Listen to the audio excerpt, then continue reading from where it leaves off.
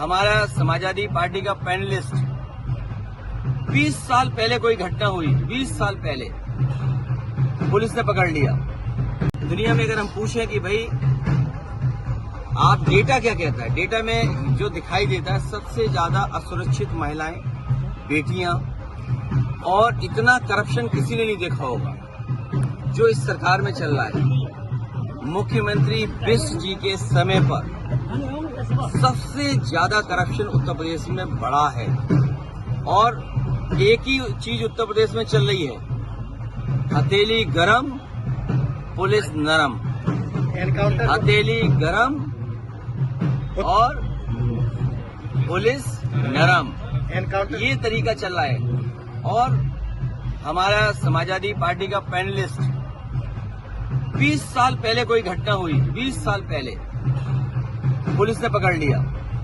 IPS Amitabh Thakur 20 साल पुराने case में, रमाकांत यादव 20 साल पुराने केस में, आजम खान साहब, आदरणीय आजम खान साहब झूठे मुकदमे में जेल में।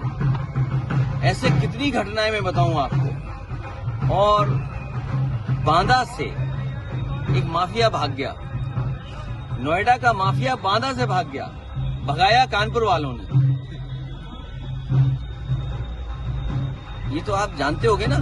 मैं चाहूंगा कि उसकी रिसर्च करो।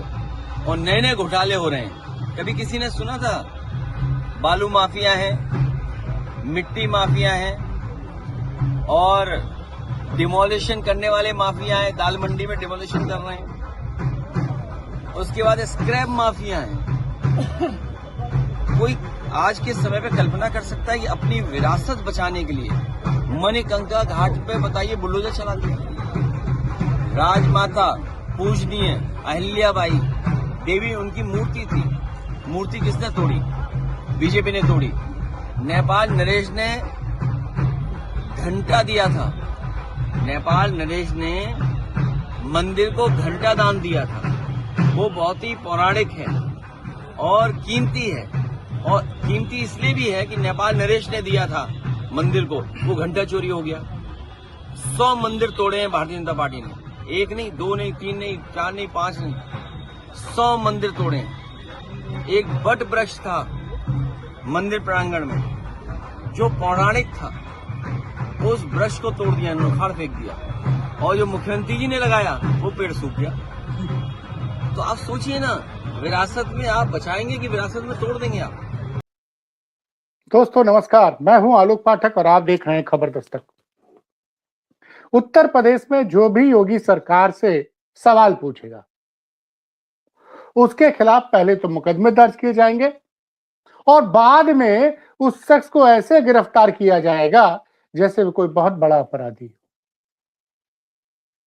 कल रात को सपा के तेज तर्रार प्रवक्ता मनोज यादव को जब वो बाराबंकी से एक कार्यक्रम से लौट रहे थे, उनको उठा लिया गया। घर नहीं पहुंचे, उनकी पत्नी और बच्चे परेशान हो गए। फोन उनका ऑफ आ रहा था। आज सुबह उन्होंने गोमती नगर विस्तार थाने में एफआईआर दर्ज कराई। पुलिस ने जब गोमती नगर विस्तार थाने ने लोकेशन वगैरह ट्रेस की तो अंतिम लोकेशन उनकी बाराबंकी की मिली। बाद में पता चला कि बाराबंकी के एक थाने में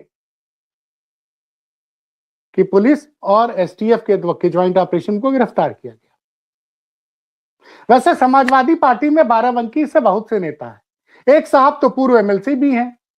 अपने आप को अखिलेश यादव का नवरत्न कह के उन्होंने प्रचारित किया था, लेकिन सत्ता में विपक्ष में बैठे हैं, सत्ता के साथ गठबंधन करके मलाई खा रहे हैं। लेकिन मनोज यादव जमीन से उठे हुए कार्यकर्ता थे, लगातार सरकार की आंख में आंख डालकर सवाल पूछ रहे थे। अखर गया, वो बार बार योगी जी पे सवाल पूछ रहे थे, बार बार वो इस चीज का जिक्र कर रहे थे कि कैसे 2017 में मठ की संपत्ति इतनी थी, 2025 में दावा किया जा रहा है कि मठ की संपत्ति इतनी हो गई। लगातार मनोज यादव सवाल कर। खैर, मुकदमा हुआ था, अब से कुछ दिन पहले उनके खिलाफ एक मुकदमा दर्ज किया गया था। सवाल ये उठता है, क्या मनोज यादव बहुत बड़े अपराधी थे? अगर अपराधी थे क्योंकि जिस तरह से उनको गिरफ्तार किया गया, अगर गिरफ्तार किया गया, रात के समय को गिरफ्तार किया गया, समाजवादी पार्टी के प्रवक्ता हैं, तमाम चैनलों से दिन रात वो इंटरव्यू देते हैं, पुलिस को कुछ पूछताछ करनी थी, दिन में बुलाया गया होता, अगर सहयोग नहीं करते तो गिरफ्तार करते आप, वो कोई भगौड़े तो थे नहीं। लेकिन नहीं साहब, विपक्ष का जो नेता, हर विपक्ष का नेता से सरकार को कोई परेशानी नहीं है, जो विपक्ष का नेता सरकार के साथ मिलजुल कर सरकार के चरणों में गिरकर अपना ठेका पट्टा चला रहा है वो तो सुरक्षित रहेगा। लेकिन जो सरकार की आंख में आंख डालकर सवाल पूछेगा तो सरकार के और भारतीय जनता पार्टी के जुड़े कुछ लोगों को अच्छा नहीं लगेगा। हो सकता है इसमें सपा के भी किसी नेता की चाल हो सकता है, क्योंकि बाराबंकी में जिस तरह से मनोज यादव की लोकप्रियता बढ़ रही थी, उससे सुनने में आया कि पूर्व एमएलसी को पसीने आ रहे थे। पूर्व एमएलसी कौन, आप लोग गूगल पर सर्च कर लीजिएगा, पता चल जाएगा। खैर मुझे थोड़ा अजीब लगता है भाई, क्या हो रहा है, ये हो क्या रहा है। जबरिया रिटायर्ड आईपीएस अधिकारी को जिस तरह से ट्रेन से उठाया गया, जैसे वो बहुत बड़े इस देश के दुश्मन थे, ट्रेन से उठा लिया गया। और अब मनोज यादव को, अरे भाई आपको गिरफ्तार करना था, गिरफ्तार कर लिए होते, परिवार को सूचना दे दिए होते। कोई आदमी घर से कह के निकले कि हम जा रहे हैं, लखनऊ में गोमती नगर विस्तार में रहते थे वो, नेता है सामाजिक, तमाम उन लोग को शादी ब्याह के निमंत्रण आते हैं, क्या परिवार में भी शादी पड़ी होगी तो गए होंगे, रात को 1 बजे आपने उठा लिया। दैनिक भास्कर के रिपोर्ट को माने तो उनको एसटीएफ और बाराबंकी के थाने की पुलिस ने कल रात को गिरफ्तार किया है, ऐसा दैनिक भास्कर का दावा है। खैर मनोज यादव सपा के तेज प्रवक्ता हैं आईपी सिंह, उन्होंने ट्वीट किया है। आईपी सिंह भी लगातार योगी सरकार की आंख में आंख डालकर सवाल पूछते हैं, इसलिए वो योगी सरकार को खटकते हैं। योगी सरकार ने उनको भी जेल भेजा था। तो जो भी आदमी सरकार की आंख में आंख डाल के, या तो देखिए 2 तरीका हो गया, विपक्ष के कुछ नेता जो सरकार के साथ अंडर द टेबल डील किए हुए हैं, वो सुकून से रहेंगे, महंगी महंगी गाड़ियों से चलेंगे, उनके खिलाफ कोई जांच नहीं होगी, क्योंकि उन्होंने अंडर द टेबल समझौता कर लिया है। लेकिन जो विपक्ष का नेता मजबूती से सरकार से सवाल पूछेगा, उसको तो भाई, ये योगी सरकार है, इसके कार्यकर्ता किसी न किसी थाने में जाके एफआईआर करा देंगे। अच्छा, ये तरीका बहुत बढ़िया है, किसी कार्यकर्ता की भावना आहत हो जाएगी, वो एफआईआर करा देगा, उसके बाद उस व्यक्ति की गिरफ्तारी तय है। और बड़े बड़े अपराध करने वाले बड़े आराम से घूमते रहते हैं। इसी सरकार में, योगी सरकार में 2 अपर पुलिस अधीक्षक लेवल के आदमियों पर लोग, 2 महिलाओं ने आबरू लूटने की एफआईआर कराई, उनकी गिरफ्तारी नहीं हुई साहब। पूरा मौका दिया तंत्र ने, और वो गए हाई कोर्ट स्टे लेके चले आए। अभी देखिए ना, अनुज चौधरी जो है वहां संभल के तेज तर्रार सीओ साहब जब प्रमोट होकर एडिशनल एसपी हो गए, उनके खिलाफ सीजीएम साहब ने एफआईआर करने का आदेश दे दिया था, तो उनको भी पूरा टाइम दिया गया, एफआईआर नहीं दर्ज हुई, अब हाई कोर्ट से स्टे मिल गया है। अभी एक वीडियो वायरल है, एक जज साहब चले गए जेल में निरीक्षण करने के लिए, उन लोगों से मिलने के लिए जिनके पैर में गोली मारी गई थी, तो बता रहे हैं कि साहब किस तरह से वो कैदी बता रहा है कि किस तरह से हमारे पैर पे पहले कपड़ा बांधा गया, लटा दिया गया और फायर किया गया। ये है साहब। अभी सपा की तेज तर्रार नेता जो है मैडम रागिनी सोनकर, उन्होंने विधानसभा में सवाल उठाया है कि चोरी जैसे छोटे अपराध के मामले में भी अपराधियों को हाफ इनकाउंटर कर दिया जा रहा है। और हाई कोर्ट ने सख्त टिप्पणी की है कि पुलिस जो है सिर्फ प्रमोशन पाने के लिए, मीडिया में कवरेज पाने के लिए हाफ इनकाउंटर की प्रयोग कर रही, जो कि गलत है। खैर, इन सब मुद्दों पे आप जो भी आप सवाल मत उठाइए साहब, क्योंकि योगी सरकार को सवाल पसंद नहीं है। सपा के कितने प्रवक्ता हैं जो सरकार से लड़ते हैं? पूजा शुक्ला लड़ती रही, उनको भी जेल भेजा गया। आज मनोज यादव को जेल भेजा गया है। आईपी सिंह जेल जा चुके हैं। मतलब बाकी प्रवक्ताओं को संदेश दे दिया गया है कि देखो भैया, तुम बस मिलावटी विरोध करो, ज्यादा विरोध करोगे तो हमारा कोई कार्यकर्ता आहत हो जाएगा। और पुलिस तो बैठी है कि कार्यकर्ता आहत हुआ नहीं, एफआईआर दर्ज हुई, चलो उठा लो।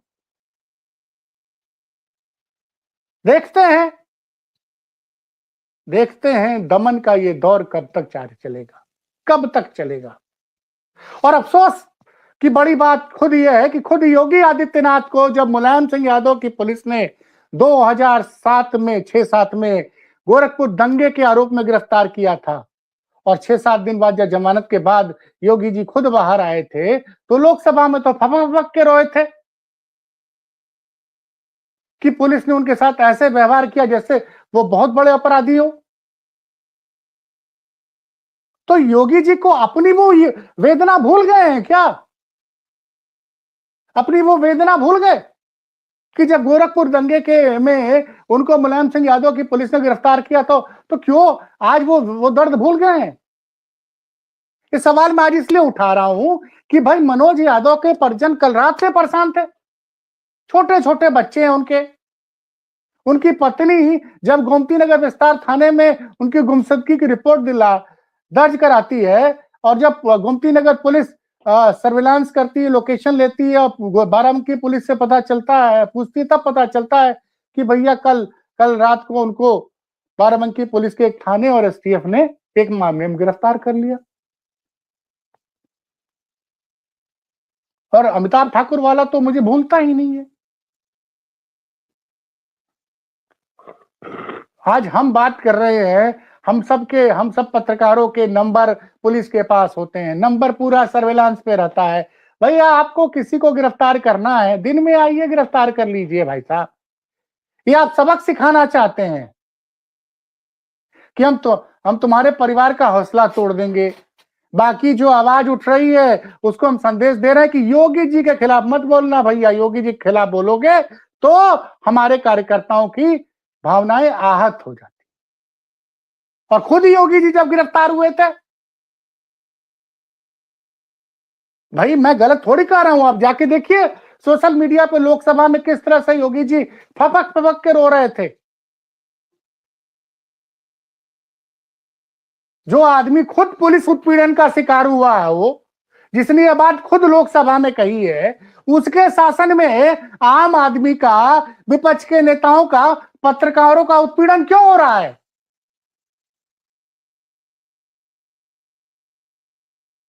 क्यों उत्पीड़न हो रहा है भाई?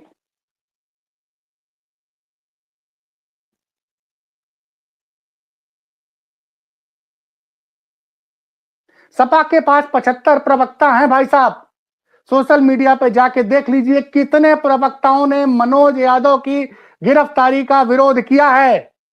ये विपक्ष के उन बड़े नेताओं से, उन बड़े प्रवक्ताओं से भी सवाल है। आईपी सिंह का ट्वीट नजर आया है मुझे,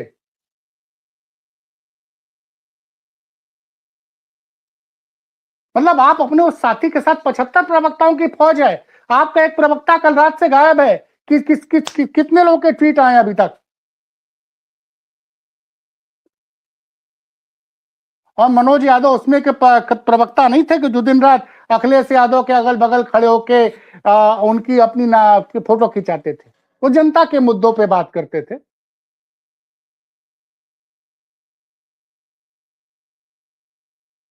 कोई मुकदमा दर्ज हुआ था, आप गिरफ्तारी करते भाई साहब, परिवार को तो बता देते। लेकिन नहीं साहब,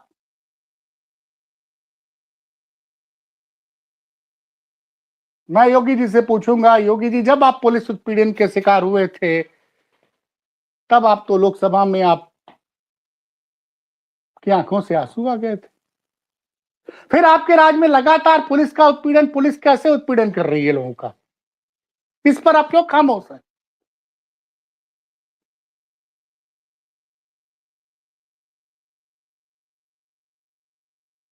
विचार कीजिएगा योगी जी। दोस्तों नमस्कार, मैं हूं आलोक पाठक और आप देख रहे हैं खबर दस्तक। हमारे साथ समाजवादी पार्टी अधिवक्ता संघ के अध्यक्ष सिकंदर यादव जी जुड़े हुए हैं। सिकंदर जी, परसों रात को आपके राष्ट्रीय प्रवक्ता जी को जिस तरह से बाराबंकी पुलिस ने गिरफ्तार किया, पहले तो ये घर वाले कह रहे थे कि वो मिल नहीं रहे हैं। घर वालों ने जब गोमती नगर थाना में उनके गायब होने की तहरीर दी तो पता चलता बाराबंकी पुलिस ने उनको गिरफ्तार कर लिया। सर, मैं गिरफ्तार बोले पूरी घटना विस्तार में बताना चाहूंगा। घटना इस तरह है कि मनोज यादव जो है काकोरी गए थे तिलक में, अपने मित्र के यहाँ तिलक लेकर गए थे। तिलक से निकले वो 9:30 बजे के समय करीब, और जाते समय कई लोग साथ में और थे। वहां से वापस के समय वो सिंगल अपनी गाड़ी से थे, सिंगल ही थे, कोई साथ में गाड़ी में दूसरा नहीं था। तो जैसे कार से बैठे करीब 10:40 पे एक वीडियो कॉल आती है जो इनकी पत्नी के पास, वो वीडियो कॉल ही नहीं उठा पाती इनकी पत्नी। फिर 10:41 पे मोबाइल इनका स्विच ऑफ हो जाता है, मनोज का। अच्छा। पे मोबाइल इनका स्विच ऑफ हो जाता है। उसके बाद इनकी पत्नी काफी फोन करती है, नंबर स्विच ऑफ जाता है। करीब रात में 1 बजे करीब इनकी पत्नी का फोन आता है हम लोग के पास कि ऐसी ऐसी घटना है, उनका फोन स्विच ऑफ जा रहा है, कुछ पता नहीं है। काफी वो रो रही थी, परेशान थी। तो हम लोग संबंधित जितने भी थाने हैं आउटर रिंग रोड किसान पथ पे, कि काकोरी से बीच से लेके इनके घर तक के बीच में जितने भी आउटर रिंग रोड के थाने, वहां पता कराया गया कि ऐसा ना कोई एक्सीडेंट हो। पीजीआई के इमरजेंसी वार्ड में गए, वहां पे पता किया गया ना ऐसा ना हो कोई एक्सीडेंट हुए। 1-2 गाड़ियों के एक्सीडेंट हुए थे, स्कॉर्पियो और वगैरह, वो सब देखा गया। इनकी गाड़ी XUV 300 थी, ऐसा कुछ भी नहीं था। हम लोग परेशान थे। फिर इनकी पत्नी थाने पे थी गोमती नगर, वहां भी इनकी पत्नी को कोई नहीं दिया गया कि यहाँ चले जाओ, जुडिक्शन यहाँ नहीं बन रहा है थाने में, यहाँ चले जाओ, वहां चले जाओ। फिर हम लोग वहां थाने पे गए, काफी जब दबाव डाला गया थाने पे, तब बड़ी मुश्किल से उन्होंने एप्लीकेशन लिया। और करीब रात में 2:30-3 बजे जाके उनकी एक लोकेशन पता चली कि दूसरा मोबाइल एक ऑन था कार में। तो उस मोबाइल की लोकेशन ये दिखा रही थी कि ये आउटर रिंग रोड पे जो बंधा पड़ता है जहाँ नदी और वगैरह, काफी जंगल और काफी एकांत एरिया है, तो बंधे पे इनकी लोकेशन दिखा रही थी करीब 2 घंटा वहां पे। तो वहां 2 घंटे बंदे की लोकेशन दिखा रही थी। हम पुलिस भी थी, लोकल की पुलिस गोमती नगर थाने की, और हम सब लोग पूरे वहां उनको 2 घंटे तक सर्च करते रहे, लेकिन कोई भी पता नहीं चल पाया, क्योंकि 500 मीटर के रेडियस में वो दिखाता है लोकेशन। तो हम लोग 500 मीटर 1 किलोमीटर पूरा खोजते रहे, लेकिन कुछ भी उनका पता नहीं चला। जब सुबह के 7-8 बज गए और कोई पता नहीं चला, लोकेशन क्या है, कैसे, कहाँ है, कोई भी पता नहीं था, क्योंकि पुलिस ने गिरफ्तार करते समय कोई भी सुप्रीम कोर्ट की गाइडलाइन का फॉलो नहीं किया था। जबरदस्त किडनैपिंग की गई थी पूरी तरीके से, कि पकड़ते ही पिस्टल लगा के गाड़ी यहाँ ले चलो, यहाँ गाड़ी रोको, मोबाइल स्विच ऑफ कर दो, किसी को सूचना दो। एक किडनैपिंग किया गया था योगी सरकार की पुलिस के द्वारा, थाना सफदरगंज की पुलिस के द्वारा किडनैपिंग का काम किया गया। वो भी एक छोटी सी FIR, जो 11 तारीख को FIR होती है एक कलावती नाम की महिला के साथ, कि मुझे मनोज यादव ने आज से 3-4 महीने पहले रोक के छेड़खानी की जाति सूचक गाली दिया और मारने की धमकी दी। केवल एक छोटी सी धमकी समझ लीजिए, 3 से 4 महीने पुरानी घटना को 11 तारीख को FIR करके 12 तारीख को रात को आप उठा ले रहे हो। इतनी ज्यादा ऐसी क्या पड़ी थी कि आप पूरे सुप्रीम कोर्ट के गाइडलाइंस और सबका पूरा वायलेशन करते हुए आप इस तरह के किडनैपिंग का काम आपने किया। जब सुबह के 8 बज गए, कुछ भी पता नहीं, उनकी पत्नी का रो रो के बुरा हाल था, और सब लोग, हम लोग की तरह की बातें आ रही थी कि किसने इनको किडनैप किया, किसने मार के वहां पे डाल दिया है। बंदे के पास की लोकेशन वहां दिखा रही है, जंगल एरिया में, वहां नहर है, नदी है और जंगल है, वहां किसने उनको डाल दिया, वहां लोकेशन है। सब लोग परिवार परेशान है, सब कुछ, कि क्या हो गया, मनोज यादव कहाँ चले गए। उसके बाद हम लोगों ने पार्टी को सूचना दी, माननीय अखिलेश यादव जी को मैसेज किया गया, वहां से उनके निजी सचिव का फोन आया और उसको मीडिया में डाला गया कि मनोज यादव लापता। सब चैनलों में जब चलने लगा, तब वहां से सफदरगंज से एक मैसेज आया कि 2 लोगों को भेज दीजिए, एक वकील जो है सिकंदर यादव और एक इनके मित्र हैं। तो हम लोग फिर सब जब इस तरह पता चला, तब हमने 9 बजे रात में 10-11 बजे की घटना जो किडनैपिंग की हुई, और सुबह 9 बजे जाके पता चला कि हाँ STF या सफदरगंज पुलिस ने उठाया है। कॉल आ रही, डिस्टर्ब हो रहा। तो रात में मतलब करीब 12 घंटे बाद जाके पता चला कि हाँ वो किडनैपिंग हुई। उससे पहले तो यही सोचा जा रहा था कि किसने मार के उनको वहां बंदे के पास डाल दिया, क्योंकि वहां पर 2 घंटे करीब लोकेशन दिखाई, करीब 3 से 5, सुबह 3 के सुबह 5 बजे तक। तो ये इस तरह की बातें जो पुलिस कर रही है पूरी तरह गलत है कि किसी को बिना बताए, किसी को आप हम कहीं जा रहे हो और रास्ते में गाड़ी रोक के आपको किडनैप कर लिया जाएगा, स्विच ऑफ कर दिया जाएगा और लोकेशन ऐसी जगह दिखाया जाएगा कि जहां पे कुछ भी, मतलब उनके साथ क्या किया गया, मारा गया, पीटा गया, उनके साथ क्या इस तरह सलूक किया गया, बंधे पे ले जाने की क्या जरूरत थी, ये सब तो उनके छूट के आने के बाद वो खुद ही बताएंगे। लेकिन जो पुलिस कर रही है किसी एक प्राइवेट गुंडे की तरह काम कर रही है, ये इस तरीके से हम लोगों ने कभी नहीं देखा कि जो कर रही पूरी तरीके से गलत है। तो आप लोग की कोई बात थाने पे बात नहीं हो पाई, आप लोग से मुलाकात नहीं हो पाई, मतलब आप लोग के पहुंचने के पहले ही चलान करके जेल भेज दिया था? वहां पे ये बताया गया कि आप केवल 2 लोग आ जाइए, कि उनके वकील साहब आ जाइए, उनके जो घर के खास हैं वो आ जाए। तो हम 2 लोग वहां पे गए मात्र। वहां जाने के बाद पता चला नहीं, यहाँ तो नहीं है। उनको सुबह 9:30 बजे की कचहरी में वकील जब तक पहुंचते हैं 10 बजे तक, 10:30 बजे तक, उससे पहले कि वकील वहां इस बात का विरोध करें कि किस तरीके से आपने 7 साल की कम की सजा में आप गिरफ्तार कैसे कर सकते हैं, ये सब बातें आए, उससे पहले पूरे स्टाफ को 9:30 बजे बुला के 10 बजे चोरी छिपके रिमांड लेके उनको सेंट्रल बाराबंकी की जेल भेज दिया गया था। और थाने जाने के बाद भी हम लोग को कुछ भी नहीं, वहां कोई जिम्मेदार आदमी मिला, कुछ भी नहीं बताया गया।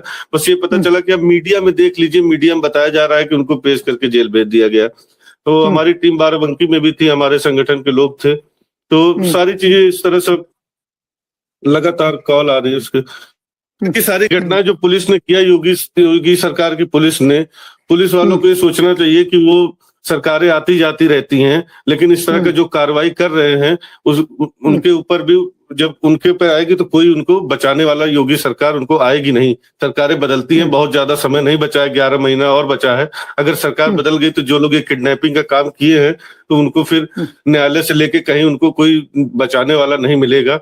ये पूरी तरीके से गुंडा राज चल रहा है यहाँ पे। जी नहीं, तो आप बता रहे हैं कि उनको लखनऊ से उठाया गया है? आप बिल्कुल लखनऊ, आपकी बात लखनऊ वो शादी से निकले, उस तिलक से निकले, जी तिलक से निकले, उसके तिलक से निकले और उनके गाड़ी में किस तरीके से उनको बंधक बना के और उनको ले आया गया, रात भर घुमाया गया, फिर सुबह 9:30 बजे पेश किया गया। किसी कोई जानकारी नहीं थी। ये पूरी तरीके से जो कानून का सुप्रीम कोर्ट की गाइडलाइन है उसका वायलेशन किया गया है। जी तो आप लोग अब उनके जमानत के लिए क्या कल डिस्ट्रिक्ट कोर्ट में आपने अप्लाई नहीं किया? जी डिस्ट्रिक्ट कोर्ट में अप्लाई किया, जो रिमांड लेके चले गए हैं। मंडे को उसको बेल एप्लीकेशन प्रॉपर तरीके से तैयार है, दाखिल होगा और जो भी कानूनी कार्रवाई है उसको हम लोग किया जाएगा। न्यायालय पे ही भरोसा है हम लोगों को, बाकी तो सरकार जो कर रही है पूरी तरीके से गलत है। अच्छा, एक चीज और है कि कल मैंने एक वीडियो किया था तो तमाम लोग बता रहे थे कि SC ST का, और कोई कह रहा है कि किसी दलित महिला की आबरू भी लूटी गई है का भी आरोप लग रहा है। और नवभारत टाइम्स जिससे अखबार दे चुकी, वो शब्द यहाँ मैं इस यूट्यूब प्लेटफॉर्म पर नहीं बोल सकता हूँ। इतना इस सरकार ने खेल कर रखा है कि एक शब्द आप बोल दीजिए तो इस सरकार आपका यूट्यूब चैनल तक ब्लॉक करा देगी।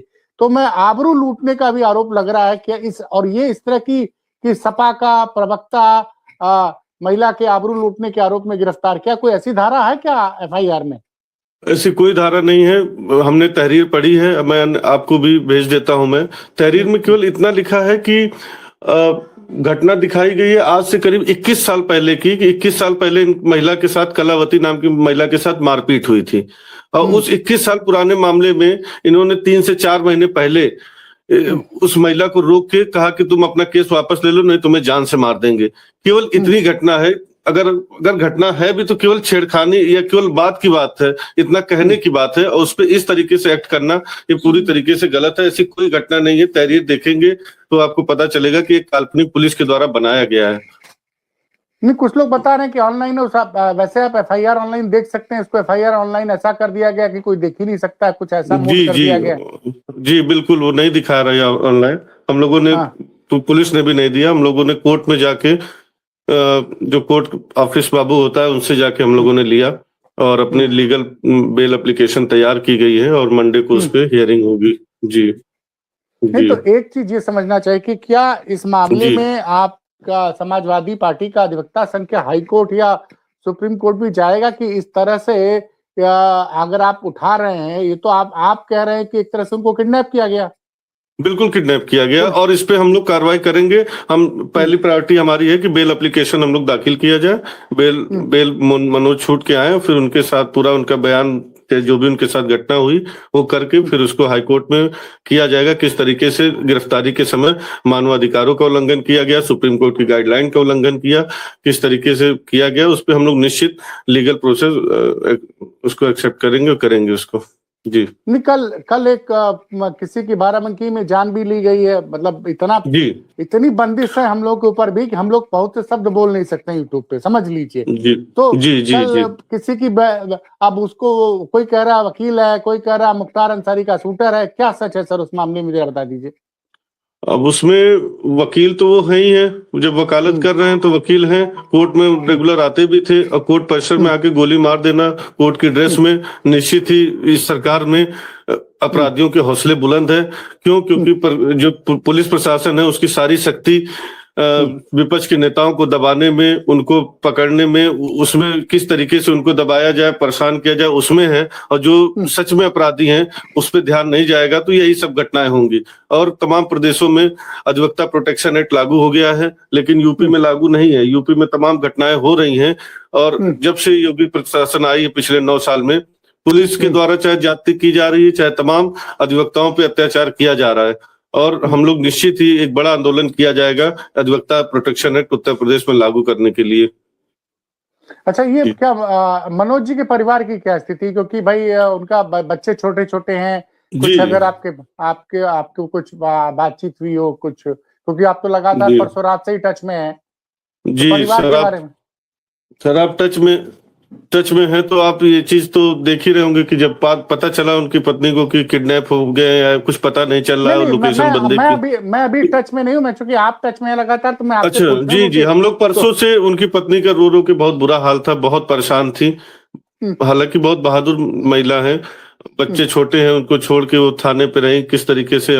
और उनका यही था कि हमारे हस्बैंड हमें जीवित मिल जाए, बाकी पुलिस पकड़े कोई बात नहीं, लेकिन जीवित मिल जाए। कुछ खबर न मिलने पे 12 घंटा और लोकेशन ऐसी जगह दिखाना जहाँ पे बीहड़ हो, नदी हो, नहर हो, जंगल हो, तो बहुत परेशान थी। लेकिन जब ये पता चला कि ठीक है गिरफ्तार कर ली गई, तो उनको कानून पे विश्वास है कि अब तो छूट ही जाएंगे। लेकिन एक तरीके से उन्होंने समझा कि हाँ जीवित है तो बहुत बड़ी बात है। तो इस सरकार में इस तरह का कार्रवाई हो रही है, जो एक किसी आतंकवादी के साथ किया जाता है वो एक पार्टी के प्रवक्ता के साथ किया जा रहा है। जी चलिए भाई, इस घटना पे आपने, चूंकि दर्शकों का बार बार हमारे पास फोन आ रहा था, जानना चाह रहे थे, और आप चूंकि एकमात्र ऐसे सज्जन थे जो लगातार इस मामले को, मतलब अधिवक्ता संघ के अध्यक्ष भी हैं आप, ठीक है, और जिस तरह से आप जुड़े रहे तो आपने पूरी जानकारी दे दी।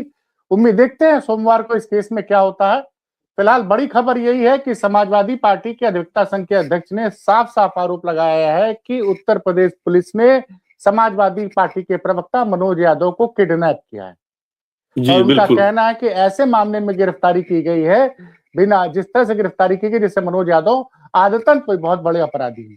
खैर, इस खबर पर हमारी नजर बनी रहेगी और हम सिकंदर यादव जी से आगे भी लगातार इस मामले पे अपडेट लेते रहेंगे। सिकंदर जी, आपने जो समय दिया इसके लिए बहुत बहुत धन्यवाद।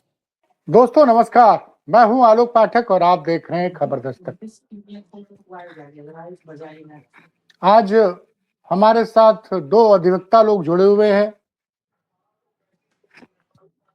एक सर्वेश सिंह जी हैं जो समाजवादी पार्टी अधिवक्ता संघ के महामंत्री हैं, अगर मैं सही बोल रहा हूं तो, या उपाध्यक्ष जो भी, और विवेक पांडे जी हैं जो सपा के प्रवक्ता हैं। इन दोनों लोग को मैंने इसलिए जोड़ा है आज कि उत्तर प्रदेश में कल से घटनाक्रम बड़ी तेजी से बदल गया। पहले तो कल सुबह खबर आई कि समाजवादी पार्टी के प्रवक्ता मनोज यादव गायब है। बाद में पता चलता कि उनकी गिरफ्तारी हो गई है, और गिरफ्तारी किन धाराओं में भी है, क्या हुआ इसके बारे में अभी तक कुछ क्लियर नहीं है। एक FIR सोशल मीडिया पे तैर रही है। मैं तैर इसलिए कह रहा हूं कि वो कुछ तैर रही है, उसमें कितनी सच्चाई कितनी नहीं मुझे नहीं पता है, तो सीधे सर्वेश जी से पूछते हैं। सर्वेश जी, इस मामले में चूंकि आप समाजवादी पार्टी अधिवक्ता संघ के पदाधिकारी हैं, ये एफआईआर जी जो सोशल मीडिया पे शेयर की जा रही है वो सही है, और क्या उसमें आरोप लगाए हैं मनोज नहीं, यादव के ऊपर, ये और क्या फैक्चुअल पोजीशन ये है? बिल्कुल सच है। ये बिल्कुल सच है। ये इसकी कॉपी है जो हम लोगों ने कोर्ट से ली है। अच्छा। और इसमें सबसे बड़ी बात ये है कि जैसे पुलिस ने मुकदमा लिख लिया, इसमें धाराएं इन्होंने जिस तरह से लगा दी, जो तहरीर है, वादी की तहरीर, अगर 2 मिनट का समय दीजिए तो मैं वादी की तहरीर पढ़ के बता दूं कि वादी की तहरीर क्या है। बिल्कुल बिल्कुल जरूरी है। जी, वादी की तहरीर में वादी ने ये लिखा, महोदया निवेदन है कि प्राथमिक कलावती पत्नी स्वर्गीय कालीचरण रावत सब निवासी थाना सफदरगंज जिला बाराबंकी की रहने वाली है, अनुसूचित जाति की महिला है। मेरे पति का 2004 में विपक्षी से विवाद था और इसके विरुद्ध घर में घुसकर मारपीट करने, जान से मारने की धमकी देने और इसके संबंध में जो है ये दिखाया। फिर इन्होंने दिखाया 3-4 महीने पहले इनका कोई विवाद हुआ और मेरा रास्ता रोककर मुझे जाति सूचक गालियां देते हुए कहा कि तुमने मेरे खिलाफ मुकदमा लिखवाया था, उसमें मेरा क्या कर लिया, हाथ पकड़कर धक्का देते हुए, जिसमें मारकर गायब कर देंगे, और इस तरह की बातें कही गई हैं। जबकि इसमें कहीं भी जो है ऐसी बात वादी ने नहीं कही कि उनके साथ किसी तरह का ऐसा अभद्रता की गई हो जिससे उनका यौन उत्पीड़न हुआ हो। लेकिन पुलिस ने बिना किसी आधार के, बिना वादी के तहरीर के, उन्होंने यौन उत्पीड़न की धारा को भी, जिसे बीएनएस में 75(2) में रखा गया है, की धारा भी लगा दी गई। जबकि ऐसे कोई एविडेंस नहीं है और ऐसी किसी तरह की भी कोई साक्ष्य नहीं पाए गए, ना ही वादी ने इसका जिक्र किया है। तो इसको क्या समझा जाए कि ये पुलिस की गलती है या पुलिस को वो बीएनएस पढ़ने की जरूरत है? नहीं, आप कह रहे हैं कि ऐसी दशा में आप कह रहे हैं कि यौन उत्पीड़न की कोई शिकायत नहीं थी, लेकिन यौन उत्पीड़न की धारा लगा दी गई है। जी बिल्कुल सर, यौन उत्पीड़न की धारा जो लगाई गई, यौन उत्पीड़न की, जबकि वादी ने कहीं इसका जिक्र नहीं किया अपनी तहरीर में। तो फिर ये पुलिस ने किस आधार पे लगाई? और सबसे बड़ी बात है, अगर लगाई तो उसका पहली बात तो कोई आधार होना चाहिए था। और इतनी क्या आनन फानन में जल्दी थी कि बिना अरेस्ट मेमो के उन्होंने गिरफ्तारी कर ली, वो भी रास्ते से गिरफ्तारी की है। उनके घर वालों, उनके परिजनों को इनकी सूचना देना भी उन्होंने उचित नहीं समझा। और उसके बाद इन्हें जुडिशियल कस्टडी में भी भेज दिया गया, जेल भेज दिया गया कल सुबह। और जबकि अगर हम लोग देखें, अगर हम अपनी कानूनी भाषा में कहें तो ये तहरीर के आधार पे जो इन्होंने एफआईआर में धाराएं लगाई हैं वो सरासर गलत हैं। और एक देश की तीसरी बड़ी पार्टी के रूप में समाजवादी पार्टी आज की समय में लोकसभा सदन में है, और उसके राष्ट्रीय प्रवक्ता के साथ अगर ऐसा है तो आम इंसान के साथ क्या होगा? इस पे तो कानून व्यवस्था पे बहुत बड़े सवाल खड़े होते हैं। तो एक बात सर्वेश जी मैं पूछना चाहता हूँ, विवेक जी आप कुछ कहना चाह रहे हैं, बताइए। विवेक जी आप कुछ कहना चाह रहे हैं? इस पूरे प्रकरण में सबसे महत्वपूर्ण बात जो आ रही है, चूंकि एफआईआर के कंटेंट अब जब ध्यान से पढ़ेंगे तो इस एफआईआर में सबसे बड़ी बात है कि टाइमिंग नहीं दी गई है, अपराध कारित कब किया गया है। अपराध में घटना स्थल का उल्लेख चौराहा बताया गया है, लेकिन चौराहे पे किस समय, सुबह, दोपहर, शाम, क्योंकि चौराहा तो जनरली आमतौर पे भीड़ भाड़ वाला इलाका होता है, किसी भी क्षेत्र का चौराहा अगर है। और सबसे बड़ी बात है, ना कोई प्रत्यक्षदर्शी गवाह अभी तक इसमें उपलब्ध दिखाया गया है। जो पीड़िता ने बयान दिया है वो घटना भी 3-4 महीने पीछे की दिखाई दे रही है। तो अगर हम ये मान लें कि 3-4 महीने बाद पीड़िता को याद आया कि वो पीड़ित हुई थी, 3-4 महीने पहले वो पीड़ित हुई थी। और जो एफआईआर के कंटेंट है, एफआईआर के कंटेंट देखिए, प्रथम सूचना रिपोर्ट जब शुरू होती है ना तो दिन, समय, तारीख लिखा जाता है। यहाँ पे आप देखिए सीधे उठा करके एफआईआर लिखनी शुरू कर दी गई। तो ये पूरी एफआईआर फैब्रिकेटेड लग रही है, आनंद फानन में लिखवाई गई है। ऐसा प्रतीत होता है कि इस एफआईआर को केवल और केवल राजनीतिक उद्देश्यों के इस्तेमाल के लिए दर्ज कराया गया है, द्वेषपूर्ण भाव से। दूसरी बात जो अभी हमारे साथी ने कही अरेस्ट मेमो क्यों नहीं दिया गया फैमिली को? अरेस्ट मेमो देना एक नैतिक जिम्मेदारी है कि किस अपराध में, किस सेक्शंस में आपको अरेस्ट किया गया, गिरफ्तारी का कारण आपको बताना चाहिए। जिस तरह से बता रहे हैं कि उनको देखें, हम इसको अरेस्टिंग और अपहरण में अंतर होता है। अगर पुलिस हमें अरेस्ट कर रही है तो हमें बाकायदा हमारे परिवार को सूचना देना और हमें अपने वकील से बात करना मेरा नैतिक अधिकार है, संवैधानिक अधिकार है, और ये संवैधानिक दायित्व है पुलिस का कि ये व्यवस्थाएं हमको उपलब्ध कराए। लेकिन उनको रात में लापता होते हैं, उसके बाद गोमती नगर पुलिस गुमशुदगी भी दर्ज कर लेती है और फिर वहां जाकर के सफदरगंज पुलिस बताती है कि अरे हमने अरेस्ट किया है। क्यों भैया, सफदरगंज पुलिस बीएनएस से ऊपर है क्या? सफदरगंज पुलिस पे क्या बीएनएस की प्रक्रियाएं या फिर जो law of procedure of law है वो लागू नहीं होता? और इससे बड़ी बात पे आ जाइए, एक मनोज यादव जो एक तीसरी बड़ी पार्टी के राष्ट्रीय प्रवक्ता, उनको अरेस्ट करने में एसटीएफ की भूमिका कहां से चली आई? क्या वो एक संगठित गिरोह चला रहे थे? एसटीएफ का निर्माण तो संगठित अपराधों को खत्म करने के लिए हुआ था।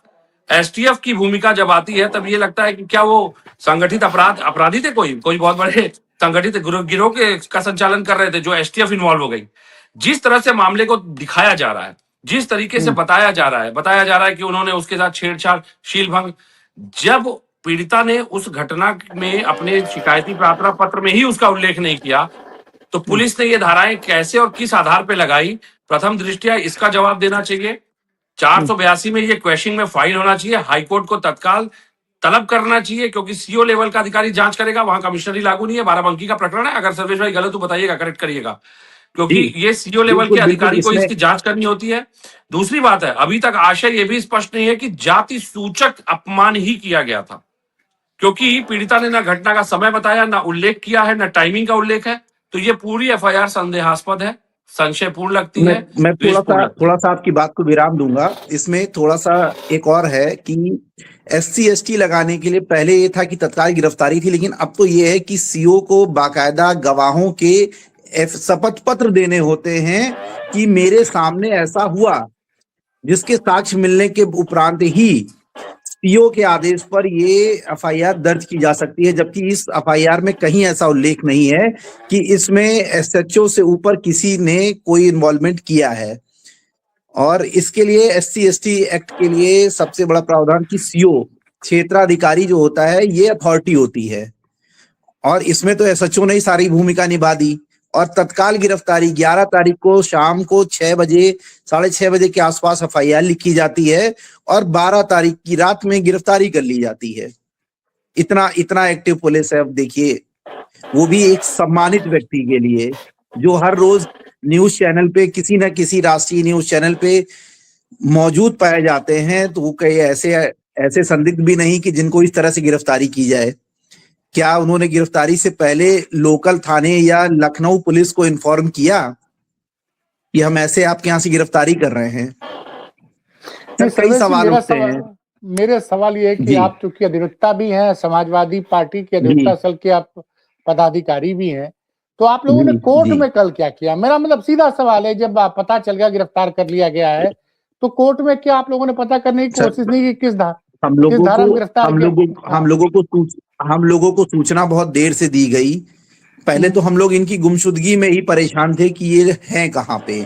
अच्छा। जब सुबह इसकी खबर दी गई 8-9 बजे, जब हमारे साथीगण और लोग वहां सफदरगंज थाने पे पहुंचते हैं, तब वहां थोड़ी देर बाद बताया जाता कि उन्हें कोर्ट में पेश किया गया, जबकि कोर्ट भी नहीं पेश किया गया। ये जज साहब के आवाज से ही उनको जो है कस्टडी दे दी गई पुलिस को और उन्हें जेल भेज दिया गया। हम लोग तो तब जाते जब कोर्ट में हमें पता होता। इतना भी मौका नहीं दिया गया कि हम अपने किसी भी अधिवक्ता साथी के साथ पहुंचकर वहां पे अपना पक्ष रख पाते। बिना किसी पक्ष को सुने ही अरेस्ट स्टे देते हुए रिमांड पे भेज दिया गया। अच्छा, तो आप ये कह रहे हैं हमें मौका देना चाहिए। उनको कचहरी नहीं भेजा गया? आप कह रहे हैं कि उनको नहीं, जज साहब के मतलब इसमें भी क्लैरिटी नहीं है कि कचहरी गए? आप कह रहे हैं कि नहीं, उनकी आवाज से जेल भेज दिया गया, क्योंकि अब ये लोग जो रिमांड पे जो है जजेस को ज्यादातर जजेस के आवाज से ही ये लोग आदेश लेके और रिमांड पे भेज देते हैं। विवेक जी कुछ कह रहे थे आप? देखिए, इसमें एक बात आनी बहुत जरूरी है। जिस तरह की ये एफआईआर है, मजिस्ट्रेट ने किस आधार पर इनको रिमांड दी, सबसे पहले तो ये बहुत संशयपूर्ण है, क्योंकि इन पर्टिकुलर एफआईआर के बेस पे, जहां पे सेक्शंस ही अप्लाई नहीं हो रहे हैं, जहां सेक्शंस कंप्लाई नहीं हो रहे हैं, एफआईआर में त्रुटियां हैं, इन त्रुटियों के आधार पे भी रिमांड ग्रांट कर देना, ये बहुत ही हास्यप्रद और संशयपूर्ण है। इसमें कहीं ना कहीं मजिस्ट्रेट के ऊपर प्रशासनिक दबाव, या जो अभी हाईकोर्ट ने भी कहा था कि पुलिस के अधिकारी दबाव बनाते हैं, उस तरह की मुझे संदेहास्पद स्थिति प्रतीत होती है।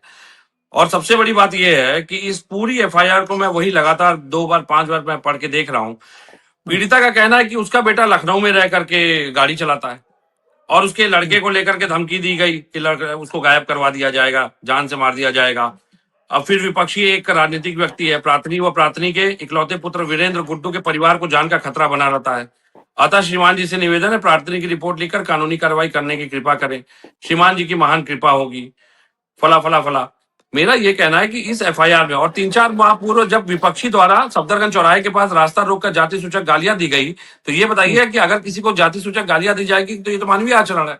आप एफआईआर तत्काल करेंगे कि 4 महीने बाद, 3 या 4 महीने, वो भी स्थिति स्पष्ट नहीं है। बात यहाँ पे यह है कि अगर सीओ स्तर के अधिकारी को जांच करनी थी तो उसने अग्रिम जांच क्या की? इसमें अग्रिम जांच अगर उसने करके संस्तुति नहीं की, और मुझे लगता है कि आपको तो पता ही होगा सरोज भाई, विथ एफिडेविट इसको बयान को देना होता है। विथ एफिडेविट अगर सीओ ने इस बयान को प्रस्तुत नहीं किया और उसके बाद भी रिमांड ग्रांट हुई, तो इसमें काफी टेक्निकल कमियां हैं, इसमें जुडिशियल खामियां हैं, इसमें प्रोसीजर ऑफ लॉ को फॉलो नहीं किया गया है। और सबसे बड़ी बात है, मुझे लगता है कि हाईकोर्ट को डेफिनेटली इस केस का संज्ञान लेना चाहिए कि कैसे विपक्षी दलों को संस्थाओं का दुरुपयोग करते हुए केवल और केवल परेशान किया जा रहा है। मैं आपको गारंटी देता हूं, अगर ये प्रकरण 482 में हाईकोर्ट आएगा तो 100% 2 या 3 पुलिसकर्मी सस्पेंड होंगे और कुछ की नौकरी भी जाएगी। ये आप लिख के ले लीजिए। जबकि सुप्रीम कोर्ट का साफ आदेश अभी जल्दी ही हुआ था कि कोई भी फर्जी अगर मुकदमा दर्ज होता है तो उसके मुकदमा दर्ज कराने वाले के खिलाफ भी, दर्ज करने वाले और कराने वाले दोनों के खिलाफ। और इसमें तो इतनी खामियां हैं कि अगर इसको पढ़ लिया जाए तो इसका मतलब है कि इसमें पुलिस की भूमिका क्या है। ये तो इसके लिए तो या तो इन्हें बीएनएस पढ़ाया जाए या फिर हम अधिवक्ताओं को बाकायदा अपॉइंट किया जाए कि हम लोगों से सलाह लेके जो है तब ये धाराएं लगाएं, वरना तो ऐसे तो आज ये इतने सम्मानित व्यक्ति के साथ ऐसा है तो आम जनता के साथ क्या हाल होता होगा। तो बड़ी शर्मनाक घटनाएं हैं। ये बताइए कि अभी आप लोग इनकी बेल के लिए सर्वेश जी डिस्ट्रिक्ट कोर्ट को अप्लाई करेंगे या फिर हाई कोर्ट जाएंगे? हम लोग तो पहले कोशिश ये करेंगे कि हम एफआईआर क्वेश्चनिंग में चले जाएं कि ये एफआईआर ही गलत तरीके से हुई है। अच्छा जी, तो एफआईआर क्वेश्चनिंग सीधे आप डिस्ट्रिक्ट कोर्ट जाएंगे, सीधे हाई कोर्ट जाएंगे? नहीं, हम हाई कोर्ट, एफआईआर क्वेश्चनिंग के लिए तो हमें हाई कोर्ट आना है। तो अभी तक क्या मतलब, चूंकि आप तो पार्टी के अधिवक्ता संघ के पदाधिकारी है, कुछ आप लोग की बातचीत हुई है अंदर से, क्या होना है क्या नहीं होना है? नहीं, अब अजय जी से भी बात हो रही है। अभी मंडे को जो है कल सारी चीजें कोशिश करके पूरी तैयार कर ली जाएंगी, क्योंकि बहुत कम वो है, अभी हाई कोर्ट आगे छुट्टियां भी हैं, इसलिए हम लोग कोशिश करेंगे इस हफ्ते में मंडे को फाइल करके इस पे जल्द से जल्द कुछ ना कुछ अपने साथियों को हम लोग रिलीफ दिला पाए। नहीं, इसमें आलोक जी एक बात समझनी पड़ेगी आपको, बहुत आवश्यक है ये बात भी आनी, क्योंकि हाईकोर्ट अभी आने वाले समय में 1 हफ्ते के लिए बंद हो जाएगी। पुलिस ने ऐसे टाइम पर अरेस्टिंग की है कि सैटरडे पड़ा, सेकंड सैटरडे कोर्ट बंद थी और संडे पड़ गया, दोनों दिन कोर्ट से रिलीफ मिलने के कोई चांस नहीं थे। दूसरी बात है, सबसे महत्वपूर्ण बात, मजिस्ट्रेट की भूमिका पे इसमें कहीं ना कहीं सवाल उठेंगे। मजिस्ट्रेट ने किस आधार पर इस रिमांड को ग्रांट किया, ये बात भी सामने आनी बहुत जरूरी है। क्योंकि SC/ST एक्ट लगा देना आसान है। SC/ST एक्ट में, इस एक्ट में आप देखिए जो एक धारा इसमें जोड़ी गई है, ये है धारा 32VA। इसका अर्थ ये होता है कि जब ये धारा लगती है, कोई व्यक्ति अनुसूचित जाति जनजाति के सदस्य के विरुद्ध IPC BNS के तहत ऐसा अपराध करे जिसकी सजा 10 साल से कम है, तो इस धारा के जुड़ने से उस मूल अपराध की सजा की अवधि बढ़ जाती है। मतलब ये काइंड ऑफ 120B जिस तरह बढ़ा करके उसको सम्मिश्रित धाराओं के साथ जोड़कर सजा बढ़ाने का काम, मतलब प्रयास केवल ये किया गया है कि इनको लंबे समय तक विधिक प्रारूप में फंसा कर रखना चाहिए। अगर सरकार की एक तरफा मंशा सार्थक प्रतीत हो जाए तो इनको जेल भी भेज दे और एक अच्छी खासी सजा का ड्यूरेशन इनको कन्विक्शन के माध्यम से दिलवाने का प्रयास कर रहे हैं। लेकिन सबसे बड़ी बात यह है, यहाँ पे प्रोसीजर ऑफ लॉ का लगातार उल्लंघन हुआ है।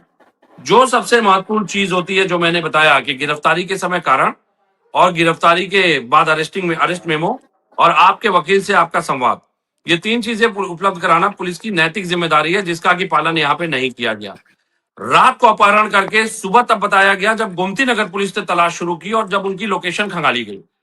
तो अगर मान लेते हैं कि गोमती नगर पुलिस उस दिन भी नहीं पकड़ इस बात को अगर ढूंढने का प्रयास करती, तो क्या पुलिस दबाव पड़ने के बाद या सोशल मीडिया में आने के बाद मनोज जी को कोर्ट के सामने प्रस्तुत करने की इच्छुक थी?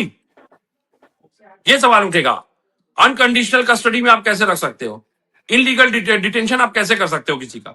24 घंटे में मजिस्ट्रेट के सामने पेश करना होता है, बिल्कुल जायज बात है। लेकिन क्या एक एफआईआर जिसका बेस 3 या 4 महीने, मुझे आलोक जी ने गाली दी 3 या 4 महीने, मुझे ये याद नहीं, लेकिन तत्काल कार्रवाई करते हुए पुलिस ने एक्शन ले लिया। मनोज जी को एकदम आतंकवादी जैसे लग रहा था कि कोई कुख्यात आतंकवादी जो दौड़ रहा था उसको पकड़ लिया, एसटीएफ ने पकड़ लिया। और एसटीएफ की जो मूल जिम्मेदारी थी संगठित अपराध के गिरोहों को खत्म करना, देखिए बाराबंकी में वो मनोज जी को पकड़ने में व्यस्त थे, बाराबंकी में एक अधिवक्ता की हत्या कर दी गई। तो मुझे लगता है कि ये पूरे प्रदेश का सर्कस बन चुका है, सरकार नहीं चल रही है, सर्कस हो चुकी है। केवल और केवल प्रतिशोधात्मक राजनीति का एक परंपरा शुरू करने का प्रयास है। ये केवल और केवल जो ये मनोज जी से सरकार असहज हो रही थी, क्योंकि मनोज जी ऐसे सवाल पूछ रहे थे जिन सवालों को देने के बाद, जिन सवालों के जवाब अगर सरकार देती तो कहीं ना कहीं उसका चरित्र उजागर होता। और मनोज जी हमारे राष्ट्रीय प्रवक्ता हैं, वो हर जगह उपलब्ध रहते हैं, लखनऊ में रहते थे। पुलिस चाहती तो उनको शालीनता से उनको फोन करके कह सकती थी कि आप आइए, अगर वो कॉपरेट नहीं करते बिल्कुल आप अरेस्ट करते, उसमें कोई दिक्कत की बात नहीं थी। लेकिन चाहे अमिताभ ठाकुर के पैटर्न में देखिए, आज आप इनके पैटर्न में देखिए, जिस तरीके से पुलिस लगातार कुछ लोगों को खुश करने के लिए, आउट ऑफ टर्न प्रमोशन के लिए इस तरह के काम कर रही है, यकीन मानिए जब इन पुलिस कर्मियों की नौकरी फंसेगी, हाईकोर्ट जब इसका संज्ञान लेगा, जब हाईकोर्ट सवाल पूछेगा, तब इनके आका इनको बचाने नहीं आएंगे। इन पुलिस कर्मियों को की ही बलि चढ़ाई जाती है हाईकोर्ट में। ऐसे तमाम मैं आपको रेफरेंस दे सकता हूं जो कि इनलीगल एनकाउंटर करवाए गए। एनकाउंटर के समय तो वाहवाही ले ली, अधिकारियों ने पीठ थपथपा ली, सरकार के प्रिय हो गए, लेकिन जो निचले स्तर के कर्मचारी थे, जब उनके ऊपर गाज गिरी तो कोई अधिकारी सामने खड़ा नहीं हुआ हाईकोर्ट के। तो मुझे लगता है ये पुलिस कर्मियों को भी सुनिश्चित करना पड़ेगा कि अराजपत्रित कर्मचारियों का न कोई संघ है न कोई यूनियन है, जैसे राजपत्रित अधिकारियों ने आईपीएस एसोसिएशन बना रखी है। और उत्पीड़न और अवसाद के शिकार आप इसी तरह रहेंगे। आज आप एक गलत कृत्य में सहभागी बनेंगे, कल आपके परिवार और आपके भविष्य को झेलना है, आपकी सर्विस बुक खराब होती है इससे। तो मेरा तो कहना है कि ऐसे इनलीगल कृत्यों में पुलिस कर्मियों को नहीं सहभागी होने दें। सर्वेश जी, एक बात समझनी है कि आपकी पार्टी के एक प्रवक्ता हैं, बहुत खुल के बोलते हैं, उनके ऊपर कुछ दिनों पहले मुकदमा भी दर्ज कराया गया था। कुछ टिप्पणी को लेकर जी न्यूज पे एक बहस चल रही थी, लेकिन कहीं ना कहीं देख रहा हूं कि कनेक्शन लगता कट गया। कनेक्शन अभी रीस्टोर कर रहा है। तो यही सब है भाई, मतलब सरकार के हाथ बड़े लंबे हैं। नहीं, सरकार के हाथ नहीं सर, नीयत बहुत छोटी है। नहीं, सरकार चूंकि अपने नीयत बहुत छोटी है। हम आप बात कर रहे हैं तो नेटवर्क भी, इसमें भी कोई कृपा है लगता है सरकार की। डिजिटल इंडिया है, फेल है, देख लीजिए सामने है। डिजिटल इंडिया के दावे बड़े बड़े होते हैं, लेकिन अब वो है सामने है।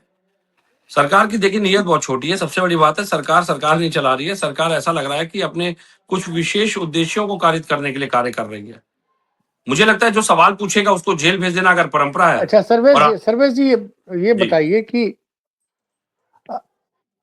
जो सब कुछ आपके सामने है और हाई कोर्ट सिर्फ टिप्पणी पर टिप्पणी करता है। हाई कोर्ट ने टिप्पणी कर दी चीफ सेक्रेटरी को और डीजीपी और एडिशनल चीफ सेक्रेटरी को।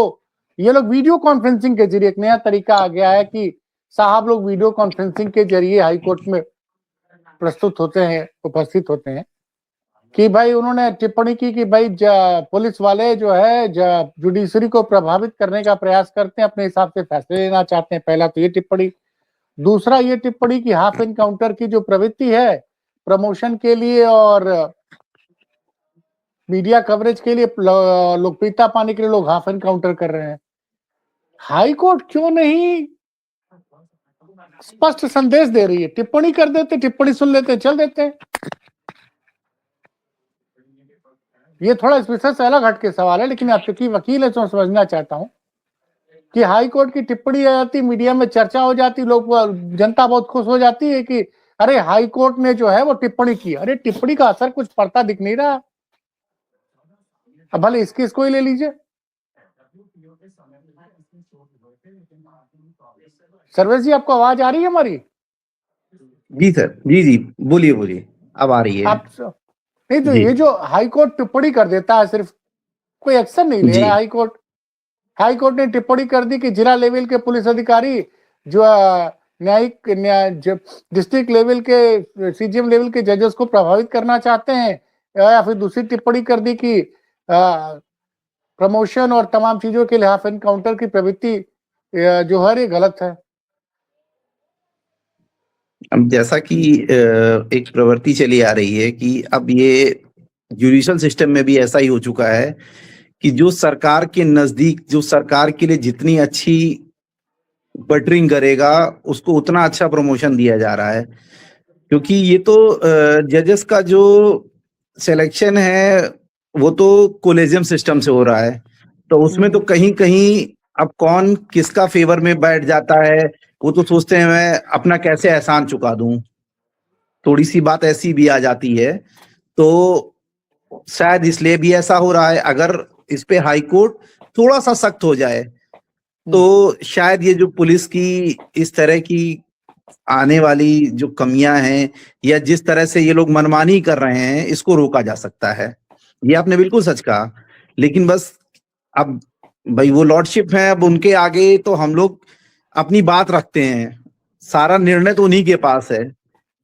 नहीं, मेरा मानना है, और आप वो लोग बता रहे हैं कि आप बता रहे हैं कि मनोज जी के गिरफ्तारी के मामले में तमाम कानूनों का पालन नहीं किया गया है। बिल्कुल आप बिल्कुल जी समाजवादी पार्टी पूर्व में नेहा सिंह राठौर जी और एक यूट्यूबर के लिए सीधे जी सुप्रीम कोर्ट पहुंच गई थी, कपिल सिब्बल को उन्होंने खड़ा कर दिया था। तो क्या अपने जी जी प्रवक्ता के मामले में लेकर क्या जी आपकी पार्टी इसमें कपिल सिब्बल को लेकर सुप्रीम कोर्ट भी जा सकती है? अब सर ये तो हमारे माननीय राष्ट्रीय अध्यक्ष जी का फैसला होगा। इसके लिए तो आगे चर्चा होगी, हम लोग अपनी बात राष्ट्रीय अध्यक्ष जी के सामने भी रखेंगे। जैसा उनका निर्णय होगा उसका हम लोग पालन करेंगे। आप लोग बात रखेंगे? जी, हम लोग अपनी बात रखेंगे माननीय राष्ट्रीय अध्यक्ष जी से। बाकी निर्णय तो वो ऊपर से ही आएगा। हम लोग को जो निर्देश मिलेगा हम लोग उसका पालन करेंगे।